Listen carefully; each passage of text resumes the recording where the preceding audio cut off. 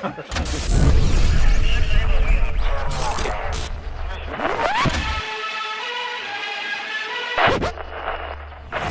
right, so let's start off. Sorry, but hang on, Charles. Before you go any further, let's just start off by saying we don't have rain this time around. Well, that is what I was going to say. No, you speak for yourself. Yeah, exactly. You speak for yourself. We've got plenty here, but hopefully not audible. And so this is unfashionably an apology. I think not. Well, I was the one that was in the room. The elephant zone last week was very, very wet. Funnily enough, it wasn't because the rain was hammering on the roof. It was the sound of the rain rolling off the edge of the roof and into the gutter. But that's neither here nor there to an extent. Very sorry that it was quite so loud, quite so distracting. Funnily enough, reading through the comments, not everybody found it to be off-putting. I think some people were pleased by the sound, and I think there is something to be said for that. I don't know if you can really recreate it in an electronic sense, but the sound of running water is absolutely fantastic. But I'm not sure that was quite what we did. So an apology, because for me in that room, it didn't seem as loud as it subsequently came out on the recording. Is my view. I'll tell you something. It was nothing last week compared to today, because that has been. I mean, the volume of of not only the rain hitting the roof, but running down that gutter today was it was off the charts. It was amazing. We had some pretty spectacular rain this morning. Yeah. That's a great thing. I mean, clearly global warming is just destroying the UK. It's just, it's getting so hot that it's raining. I thought, look, the farmers, it's going to be interesting, Charles. I don't know what your thoughts are, because farmers have been complaining because we haven't had any rain this year so far. And then over the last couple of weeks, things have turned about somewhat, but I can see it going the other way over the next month or so. Yeah, I think that's the thing. We are at that time of year where it's it does tend to go one way or the other. It's either a very wet period of the year, sort of comparably, or it's far too dry. But I think it raises a load of really interesting points, especially with arable agriculture and how the particularly, well, for now, hybridization of crops and stuff works.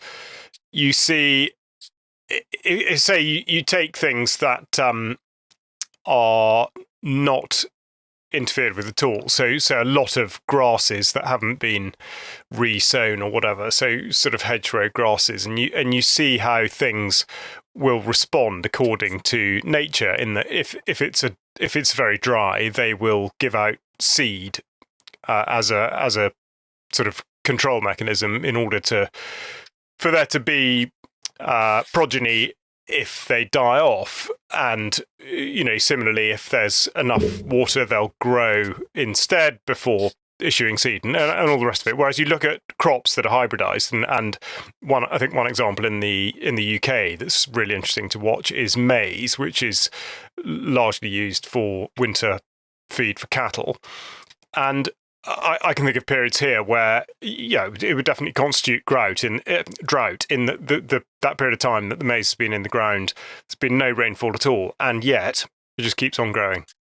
It's very, very odd to watch, and it's completely unreal. And you think, right, well, if that's able to do that, what's it going to be doing to the inside of a cow when it eats it, and consequently, what's that going to be doing to the condition of the meat, if it's going to be beef, or indeed the milk, if it's going to be dairy? And all these things just remind us of how far removed we are from nature in its natural state, and how people have got so utterly used to that it's not even a consideration anymore. Stuff just grows, and that's that. And I think in the UK, going back to it, okay, it might appear boring for people that aren't engaged with it, but actually it is enormously relevant. We had a incredibly wet winter, not the one just gone, but the previous one, and there was a real effect, because it was bad for both camps. I mean, livestock, terrible conditions because the ground was so horrifically boggy, or if you're trying to get anything in the ground to grow, it was just way too wet. And the amount that was lost because it just drowned was phenomenal. And that was a kind of that was a reminder that I think the public did have some sense of the weather on this. Of course, for anyone to say, oh, well, that's the way it's going to go because of climate change is ludicrous. But I think people do need to be reminded of the way in which the weather does actually affect stuff. When I was in Holland, what do you call it? Netherlands. Holland is just, I think, one of the provinces. I always get this wrong. In 2023, they were telling me about the globalist attack on agriculture in their country. Is the same thing happening in the UK? 100%. And it's fascinating because, Britain, as everybody knows, Britain came out of the European Union a few years ago. And up until that point, all the sort of industrialized farms that are effectively, they're not viable businesses in many ways. They were reliant upon payments from the European Union under the Common Agricultural Policy to keep themselves in profit. And after we left the European Union, in inverted commas, the Common Agricultural Policy money stopped flowing, and the UK government said that they would replace it with various rewilding schemes and renaturization and all this kind of stuff. So farmers have signed up for that. And in fact, they seem to close the application process a few weeks ago or a couple of months ago because, well, whether it was there were too many or whatever. But now they're looking at under the spending review, maybe not even letting that program run its course. So farmers are, they're not viable as a business because of many factors, not least the way that supermarkets have decimated, their income, but also just the fact that grain markets are internationalized, globalized, and so they are trying to sell grains at prices sometimes that aren't even covering their costs, or if they are covering their costs, only marginally.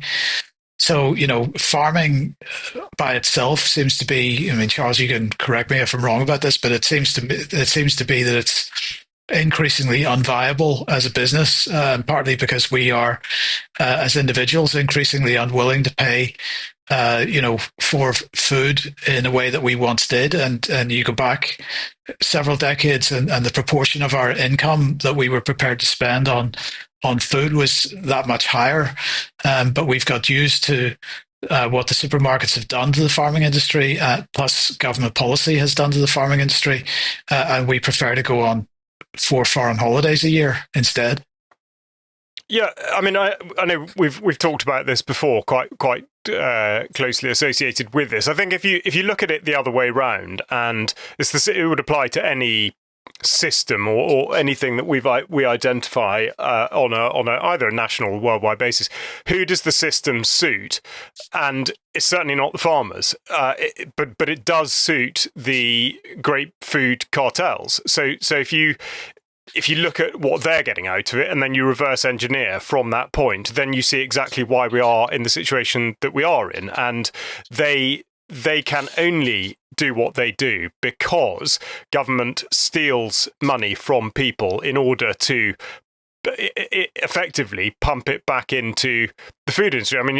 As I say, you don't have to just apply this to food, but for that to be able to happen, it means that people who are trying to farm in, I was about to use the word conventional, but we have to be careful with that because of what has become conventional. But that within itself, that the sort of the wider agricultural industry, which incorporates the food outlets, the supermarkets, all that kind of thing, but also the chemicals and the pharmaceuticals and all the other inputs that are contributing to it, they all profit greatly from it, but they can only do that because exactly like Mike describes, the subsidy system is an enabling process, a financial instrument, in effect, to condition people to do a particular thing, which is not to say that you can't do it outside of that. We've talked about that before, whether in the UK or elsewhere. The conditions are very much against you,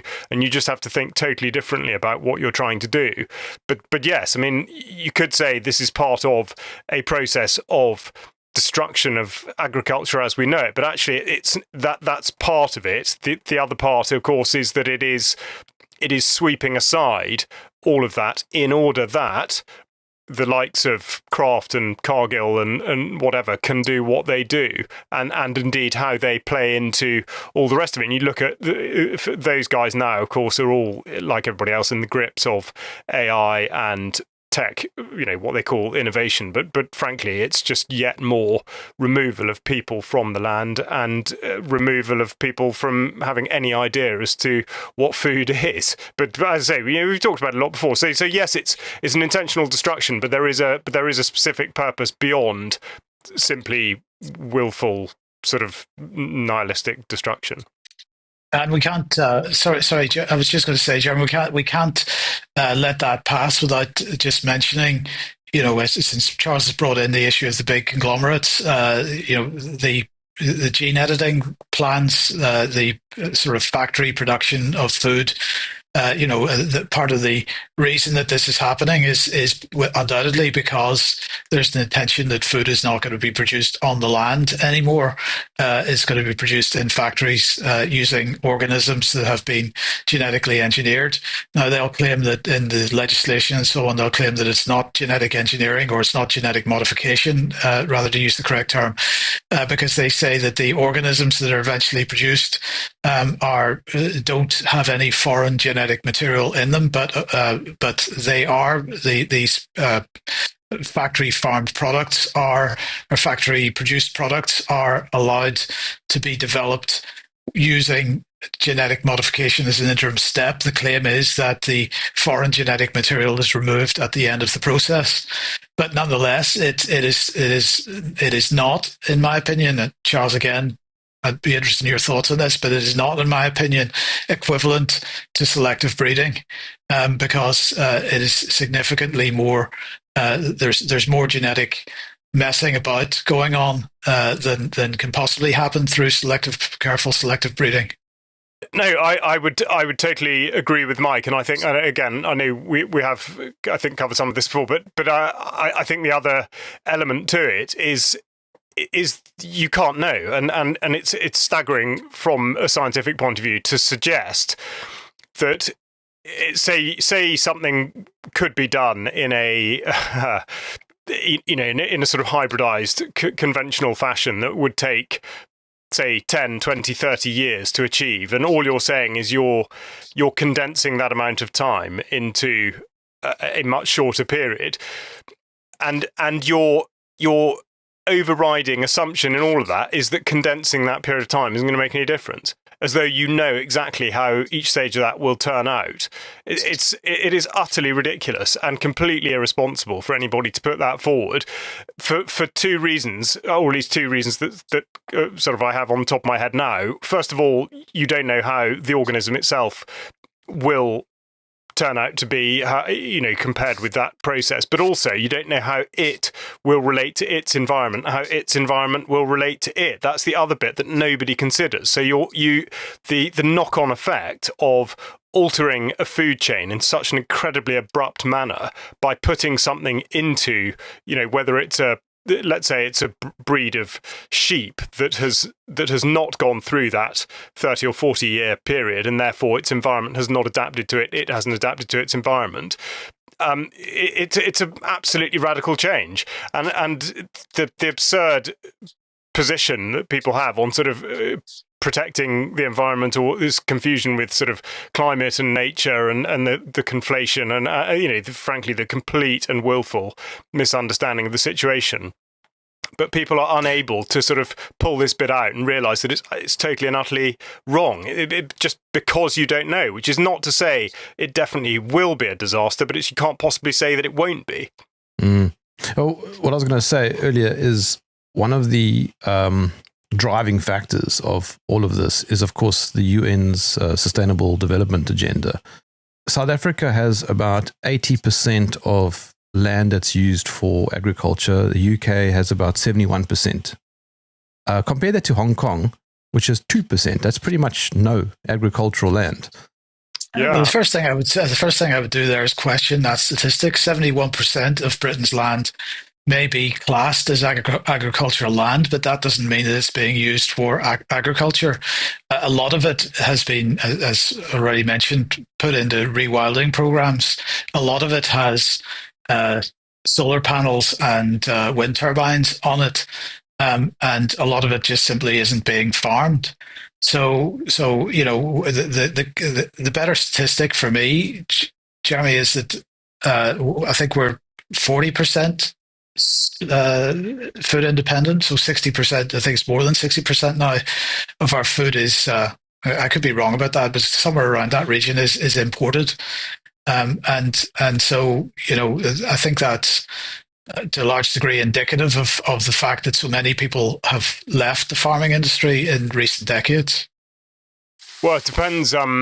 It really does depend how you categorize it. And again, just going back to the statistics, like Mike says, they are terribly misleading, because it is that percentage is classification by land use, and that doesn't mean that any farming has to be conducted on it for it to count as agricultural. And that's one thing from particularly the last year, actually, or a year and a bit, I suppose, about a year and a half now, that some of those figures have fluctuated really wildly, and you see the effect of these sorts of subsidies. You see how incredibly effective they can be, and the one set of statistics that sticks in my head is that one of these, in fact, the scheme that Mike referred to, that was shut down, and then they've sort of reneged slightly and opened it up again. But the sustainable farming incentive, which was basically meant to take land out of production of food, and they say put it into nature recovery, but of course that again is, I don't know if we've got time necessarily to go into it, but that in itself is such a gigantic con, because in actual fact what they're suggesting is not treating the particular bit of ground on its own merits. So it'll be, you just get a bird seed, like wild bird mix. So you're going to put in a whole load of species into, say, a wildflower meadow or whatever that aren't native to that particular bit of ground. And we go back to the hybridizing or genetic modification of organisms, and you are absolutely disrupting that ecosystem by doing that, because all the let's say all the butterflies, all the worms or whatever, everything that relates to the plant species that should be there suddenly don't know what to do, because what should be there isn't. Okay, you could say, well, if you're starting from something that's just a chemically treated field of wheat, then frankly, what's the difference? But there is a difference, and that in itself is done from an utterly wrong start point. So the whole idea of nature recovery is a massive con in the first place. But they started this scheme, and in the first instance it was unlimited, in that if you farmed 100 acres or 100,000 acres, it didn't matter. You could put the whole of your farm into this scheme, in that 1 year you might be producing 100% of your land might be dedicated to producing beef or wheat or whatever. I mean, okay, you hopefully wouldn't be doing that, but still, it could be. And then the following day, you could say, right, we're into SFI 100%, and so the obvious question was to the ministry, to DEFRA, well, so what do you think the effect of this is going to be? I mean, if you're allowing people to de-risk their business to that extent, what do you think is going to happen? Are they going to think, yeah, well, I'll tell you what, I'll roll the dice and maybe make a bit of money on wheat or barley or beans or something? Or should I just take the cash and do a one hit and just sow birdseed, and doesn't matter how it turns out? And DEFRA, in their infinite wisdom and arrogance, said, oh, we don't expect there to be any material change to the circumstance. Go forward 3 months from the time that question was put by UK Column to DEFRA, after 3 months, they reduced that drastically and said you can only put a quarter of your land into the scheme.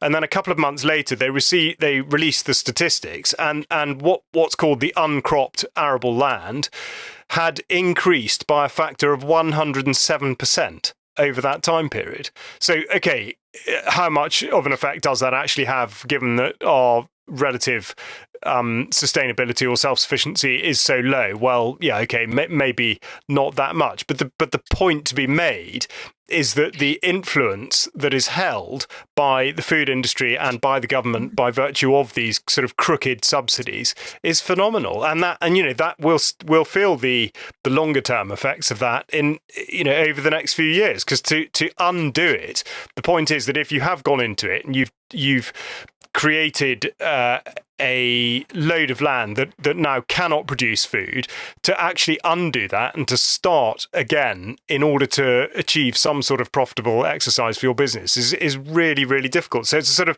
it's kind of a fudge every which way.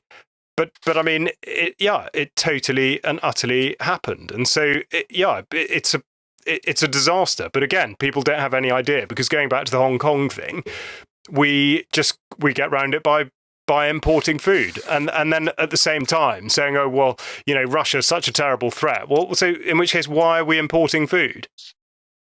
It is a weird concept. If you grow food and then you export it and then import food, the whole thing is a very strange cycle.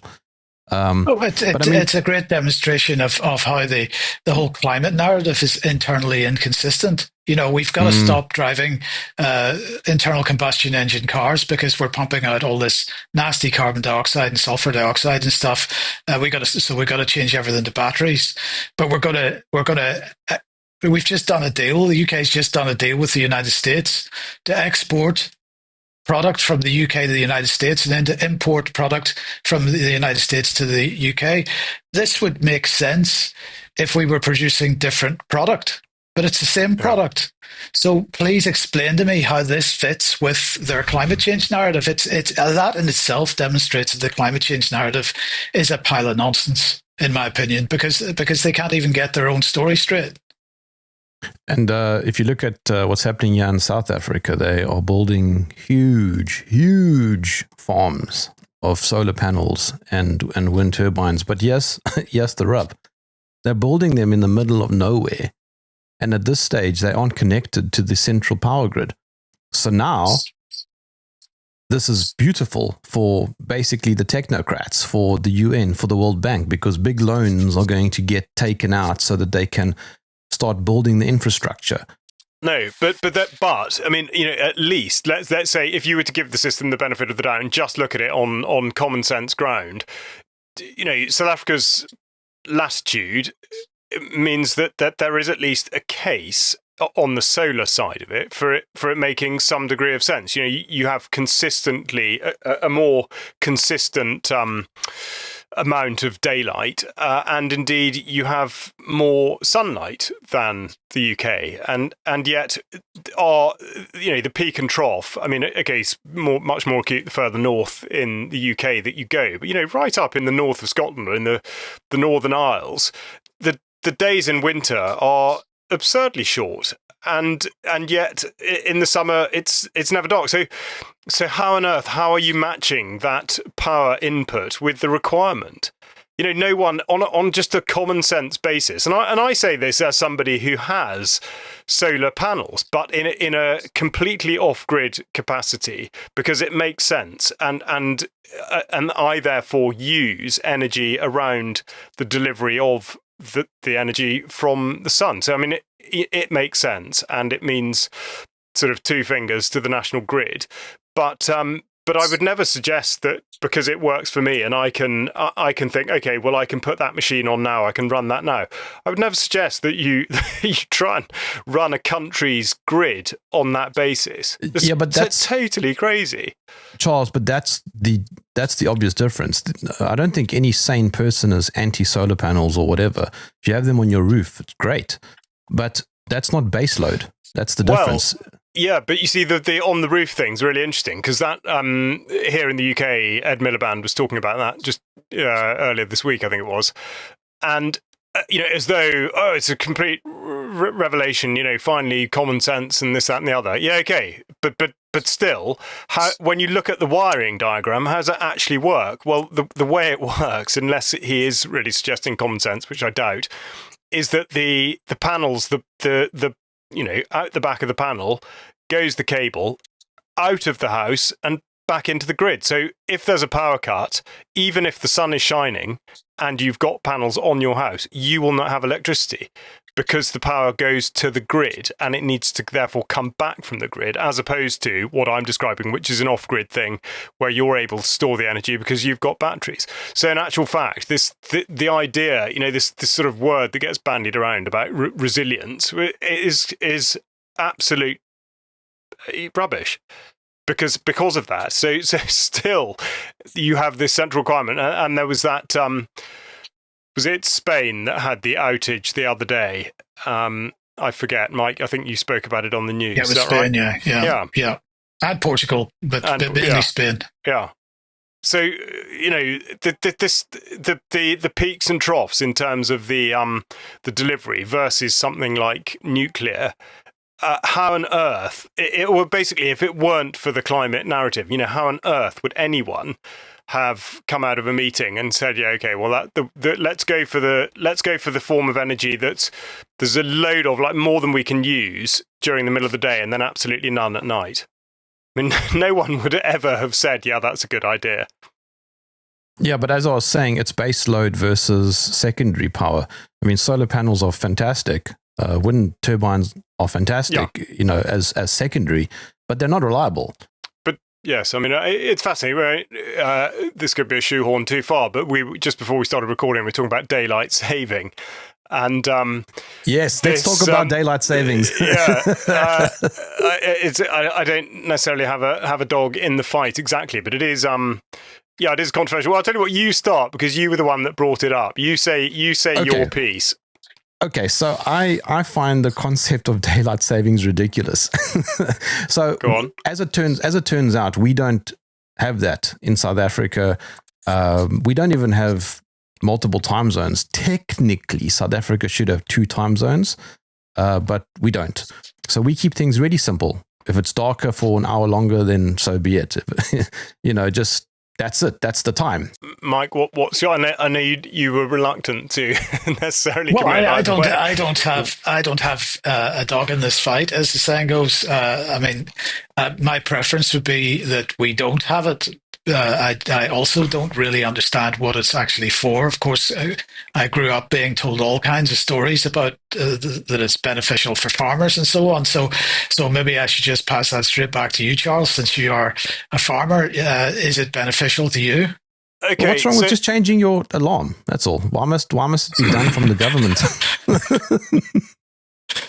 Yeah. Okay. Well, that is. You are absolutely correct. I mean, that is ultimately what it comes down to. But the way I look at it is that, yes, it would be perfectly easy to simply adapt according to the seasons. And okay, in the south of England, it's not so acute, but nonetheless, this time of year, very nearly midsummer, it is light. It's light enough to be outside pretty shortly after 4:00 in the morning. I mean, that is seriously early, and then it's easily light enough to walk around still at 10:30 at night. And obviously, the further north you go, the wider that margin gets. But if you think about what time the working day starts and finishes, and then how people manage their lives, the case for it sort of makes itself, because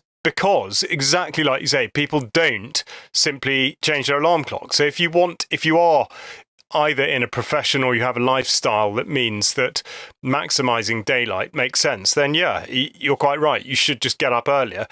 But if you are going to say, right, well, it would just be helpful for people to have daylight at the time where it's sort of more necessary, then my point is, if we take midday, the meridian, as being the time of the sun at its highest point, we are crazy in that we we have such a short period of time, generally speaking, before that, and such a long period afterwards, and so we've moved away from it. I mean, with the previously using candles, lamps, whatever, but now with electricity, we don't really move according to daylight, and so people that don't go to bed until sometime, in the winter, it doesn't really make sense to manage your day like that. So I think that's sort of how it's come about, if you see what I mean, because we are choosing to spend a completely unequal amount of our day at either end of it, if that makes sense. I mean, it's crazy, but sort of now with where we are, necessarily so. I think the only way to resolve it in the UK would be to split it down the middle and have the half hour, like in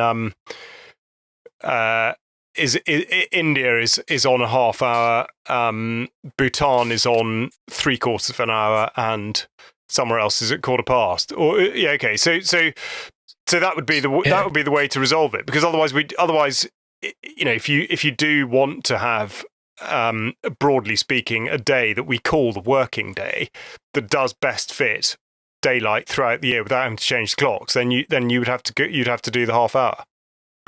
Just as a matter of interest, it looks like.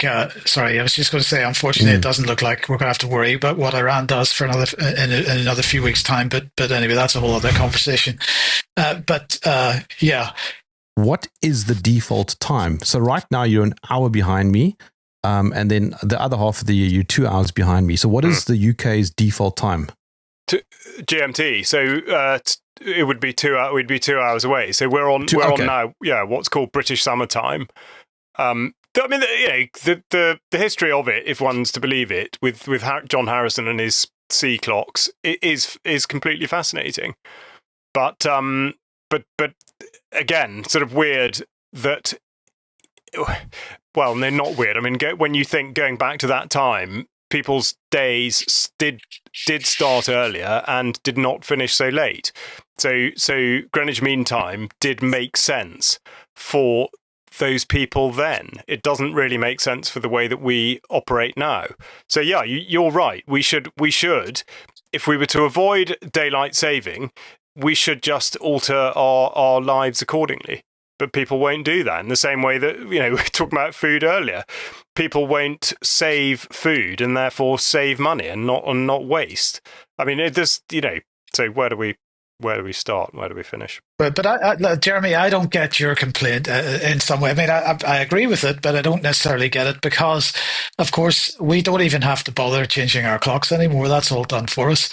So really, we just go to sleep one night and we waken up at the alarm the next day, and it's just happened. So, I mean, what's the problem? You guys are aware, surely, that NATO and which is driven by the US has for a long time now been trying to find a way to. Let me just stop you there for a second. Are you sure about that? Is NATO driven by the US, or is NATO actually driven by the UK? And who is actually producing the policy? That's a very good question, Mike.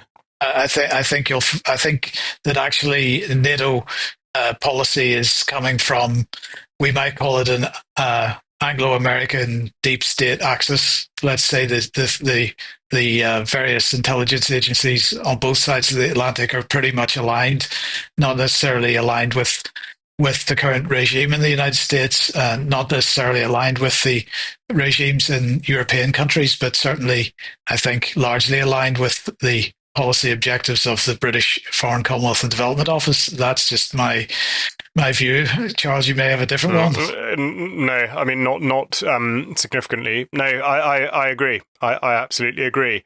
And I think the Iran situation, it is fascinating. We cover it quite a lot in the news, but the constant references to Iran being involved in absolutely everything that pertains to a threat to us or a threat to other countries in the Middle East. I mean, it's completely relentless from here, and it's almost all unsubstantiated, or it's the product of very, very crooked intelligence, if that's really the word for it, which I don't think it is. I mean, it's phenomenal, and also the efforts that are being gone to stir it up. And I was interested.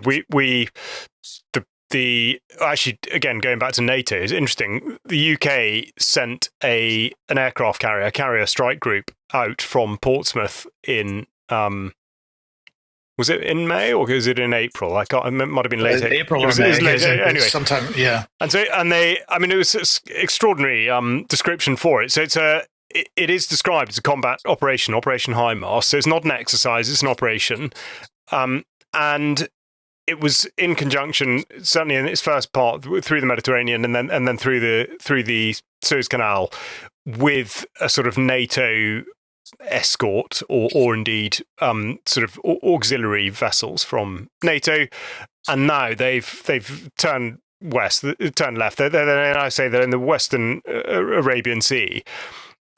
So, without having to make people get the map out, basically they're going round Yemen, and of course Yemen now is absolutely chucked in with Iran, with Russia, and everything else. And almost laughably, part of the remit of the carrier strike group is trade relations in the Indo-Pacific. And I mean, it's just hard not to see. I mean, I don't mean to be overly cynical, but it looks very much like its primary purpose is to be a magnet for fire, to draw fire, to provoke some sort of incident, and consequently therefore stimulate trade in weapons, and to further, we've just had the strategic defense review released here. All about the only thing it's about is blowing everybody up with nuclear weapons and industry, and how everybody just makes packet. And it is completely extraordinary how people, especially given, we talk about people's memories, we're not that far from how everything was cooked up and then utterly sort of twisted before the Iraq War 2003, to the point where George Bush, it was even minuted in a meeting that Bush himself was talking about a false flag shooting down of an aircraft. I mean, so we're almost in that sort of territory now. It's totally perverse. The reason why I mentioned the US earlier is, I don't know if you're aware of the Path to Persia document that was published in 2009 by the Brookings Institution. I think it's really important to understand the role of these think tanks, these policy think tanks, and so on, because they are effectively, they and the media to some degree as well, are effectively an arm and agents of the so-called deep state. So they are there to present the ideas to governments initially, and then the governments are representing these ideas to the people. And of course, this is another thing that most people get a bit backwards is what the purpose of representative democracy is, because it's not about, as I'm sure everybody watching this will know, but it's not about choosing individuals to represent our views to the legislature. It's about the so-called legislature representing the policy that has come from some other place to the people, and hopefully selling that policy well enough that they get voted in the next time round. So this is another area where we sort of get our view of how things work a bit crisscrossed. But it's genius, because if you're a think tank, you don't have to take blame for anything. No, we didn't do anything. We just right. we just presented some ideas. Yeah, that's exactly right. That's exactly right. I mean, Mike and I began Wednesday's news this week with a kind of extended report on digital ID, and this is absolutely case in point. You look at the government's website and what the data access bill. We're just going through. It's effectively sort of gone through Parliament, and in that, in the government's writings on that, they're talking about a digital identity that is not mandatory. And then just a few days ago, a think tank very closely associated with the Labour Party, Labour Together, have produced a policy paper about something called a Brit card, which they're proposing would be mandatory, would be universal, but they're selling it on the basis that it will stop illegal migration and control overall migration.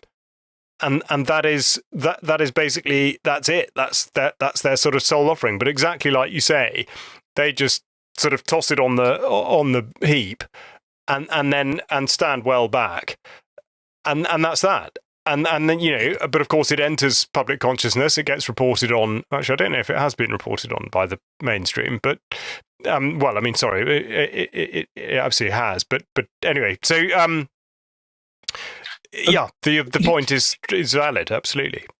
It's so absurd, though. Aside from that, the government simply lied to us, and aside from the whole Brit card discussion, which is not settled yet, literally about 30 minutes ago, I received an email from Companies House in the UK demanding that I verify my identity digitally for future use on the Companies House website. So that's absolutely mandatory, and mandatory digital ID is here, no matter what the British government might say in their denials. It's here already. Yeah, staggering. What's the where is it at in South Africa on that front? I think you might find that we are very far behind, and that's thanks to having a very inept state. We have pretty much a failure of a government, which is beneficial in many ways. It's depends on what hill you want to die on, but if you want chaos like we've got, that is accompanied by a sense of freedom. But if you want less chaos and a lot more control, then it is accompanied by things like digital ID and more central governance. Yeah, it's an interesting point because I do agree, and I think but what I would say, I would qualify that with what one's perspective is, because the reason I asked about South Africa is that there are a lot of organisations, the UN in particular, and the African Union, and then all the funders of that, the crew of wrong-un philanthropists who are desperate to give the impression that Africa really wants to embrace the tech revolution, and that digital ID is absolutely happening, and we're bridging the tech divide and all that sort of stuff, the digital divide. And then you talk to somebody who's there, who says no. I mean, it's really not. And I would agree. On the sort of the idea that the UK, let's say, which is a smaller landmass, a more dense population, a better established series of sort of urban spaces, insofar as the connections and lines of communication stuff have been more enduring. But actually, I would say that, going back to the oil, I mean, the oil can is looking quite empty. The way in which a lot of this stuff is supposed to work is now quite far removed from the way in which it actually does work. And one can point to both sides of the fence. I would say, whether it be the state, the sort of government systems, or indeed the other side of it, and what corporations promise to do. I mean, Marks and Spencer, for example. Because what's Marks and Sparks in South Africa? Woolworths, is it? Woolworths, I think. Yeah. Okay. So they had some tech. They were hacked or whatever it was, ransomware, I think, a couple of months ago. They are still not trading online after more than 2 months because they were knocked sideways. The vulnerabilities in all of this are absolutely vast, and I know I sound like a broken record on this, but it's very easy for the UK, for the British government, to give the impression that we are this extraordinarily well-oiled machine, and the truth is not at all like that. And also the distance that we have to come. I mean, I remember, just as an anecdote, I can remember shipping a vehicle back into the UK. It was only 10 years, in fact, not even 10 years ago. And it's quite an unusual thing to do as an individual. Obviously, there are a lot, hundreds come in. Well, actually, probably not so much anymore, but hundreds come in commercially, and that's fine. but in order to get it through customs, you have to have a code allocated to it. So you look down all the codes, and anyway, I spoke to the civil service department in Manchester that are meant to run this, and no one there had any idea how you're supposed to do it. So I filled out the form, and it said code, for import or whatever. In the end, I just made it up because I knew that they weren't going to know any better, but that something needed to go in this series of boxes. So that was the first point. The second point was, right, well, so how do I get it to you? Have you got an email address that I can attach it to? No. Can you fax it? And this was in 2015, I think. And fax was the only way you could communicate with this outpost of revenue and customs to do with vehicle imports and exports. So I'm not saying that they won't have evolved since then, but the idea, just because they say, oh yeah, we've got a one government login now, and in 5 minutes you'll be having a Brit card. It's really not. It's not that simple. It's not that straightforward. It's not that well oiled. But I mean, just to add to what you're saying, right? I don't know what the geography is like where you guys live, but is it fairly easy to leave your home and take public transport and go into the city? Is it quite easy? Well, Mike, you go first. Well, I live in the city, so that doesn't apply. But I would say that as a general rule, public transport is vastly lagging behind where the climate change proponents would want it to be, if there's a plan that people will be taking any kind of transport at all, of course. But bus services are appalling, train services are appalling and vastly overpriced. So the answer is that public transport at this point is not fit for purpose. Okay, but at least you have public transport. If I were to now leave my home and just go to the to the closest shop, I don't think I can unless I have a car. I'm just thinking I can maybe get an Uber, but that seems excessive. There isn't. That's it. I'd have to take an Uber or walk. That's it, and it'll be a long walk. If, like in the UK, you rewrite your planning law predicated on the sort of post confected pandemic behaviors, and you say that everybody is going to be working from home, then you don't need public transport. People will ride their e-scooters or some other very dangerous device, and that sort of, that's what you say, or you don't bother. But no, I mean, I would agree with Mike. The area that I live in is rural. There are bus services, they do run, but to suggest that you could just manage your day in a sort of convenient sense according to bus timetables is ridiculous. I mean, I think. Give you. Sorry, go on. No. I mean, I was just going to say, like sort of trains or whatever. I mean, if you're ever wanting to make a return journey anywhere, I think in the UK now, as a rule, when they devise the timetables, it's more or less a given that that either it's deliberately designed so that you can't get somewhere and back in a day, or that if you can, you've got about a 7-minute window before you have to get on the bus or the train coming back, or that a connection will always just miss or mean a sort of an 8-hour wait. So yeah, it is a disaster. And actually, just we can't joke about this. The other things, going back to where we started, because of this and because of what there isn't in the rural environment, it means that there is, and you've talked about this in South Africa, but people do have to be able to do stuff for themselves, and therefore they are dependable, and as such they are independent or more independent and dangerous. And so that's why there is such continued push to get them off the land and to push them into areas where they can be more easily managed and controlled and generally de-skilled.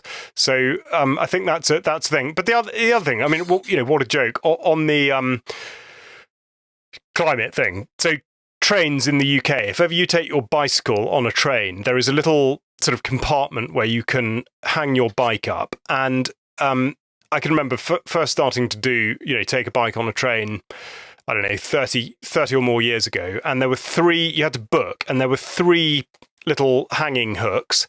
So you could take a maximum of 3 bicycles on an intercity train, which can seat goodness knows how many hundred people. And the last time I did it, which admittedly was probably a couple of years ago, guess how many hooks there are on the train now? Still 3.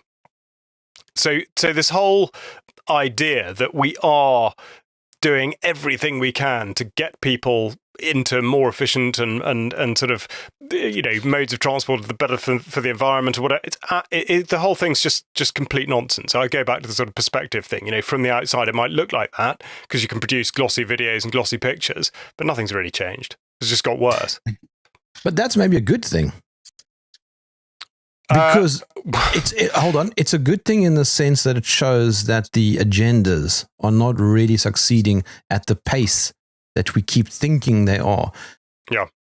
No. I mean, you're right. I think one takes that. I suppose it's yes, it's difficult to eliminate the sort of potentially positive thoughts where you think, well, hang on a minute. I think if one does believe people of an older generation or older generations, I think there was a time where public transport, for example, did work. It was efficient, it was clean, and it was organised, and it was affordable. But somehow, in these times of intense progress, we are no longer able to achieve that. So yes, it is what is it? Is it a failed agenda or is it a deliberate agenda? No, it's what I was alluding to earlier when Nick Hudson said that you have so many competing interests, even at those levels, that you end up with a lot of slowdown. Yeah, I think that's right. Sorry, I was just going to say, I think that's right because, so many people present the idea of this unified enemy, and it doesn't exist. A few years ago, I decided to take my wife for lunch to a beautiful little seaside restaurant, maybe about 45 minutes car drive away from here. So maybe an hour to an hour and a half in the train. So I thought, well, let's be different. Let's take the train. Well, it was a tragic experience to the point that we had to get somebody to come and fetch us on the other side and drive us back.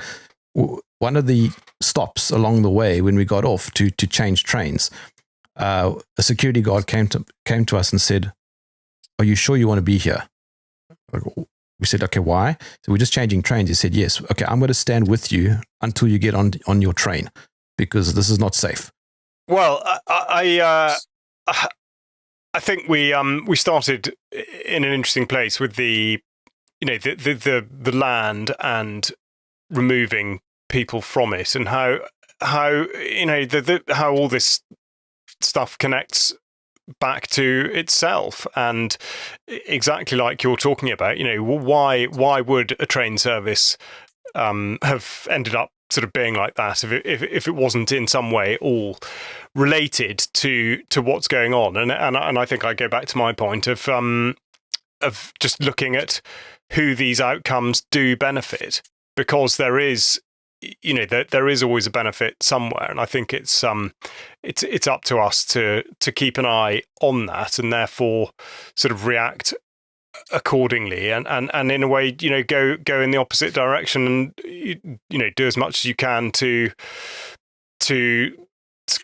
sort yourself out, as it were, and just make sure that your life functions, and your train experience, obviously a shame, because wouldn't it be nice if it did actually work, but you just make a plan and you get on with it. Let's stop changing the time twice a year. I've got a sound effect for that. Hold on.